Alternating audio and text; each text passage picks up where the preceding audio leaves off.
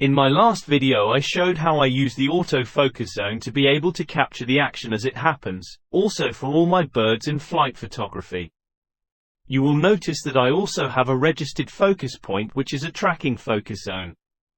This is the flashing square in the center of the viewfinder, which I can toggle between the zone and the tracking point with one click of a button.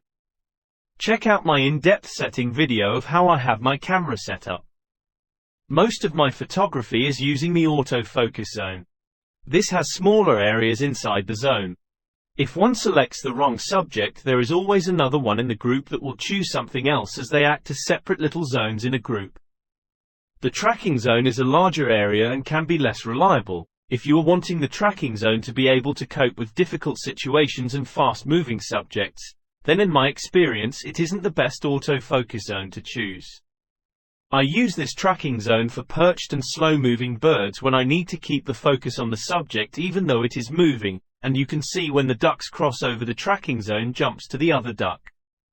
Like most things, there is a time and a place when using this tracking zone is very effective, as we will see later on in the video. In this example you can see that the baby grebe is some distance away even at 600 mm. So I switched to 900 mm using the sensor crop of 1.5 times that is built into the camera. I can then use the tracking zone to better effect, as the grebe is going to be larger in the frame, giving the tracking zone better chance of staying on the grebe. Even though the grebe is bigger, the tracking zone is still jumping around, getting confused by the light in the waves in the water, and doesn't totally stay on the grebe's head.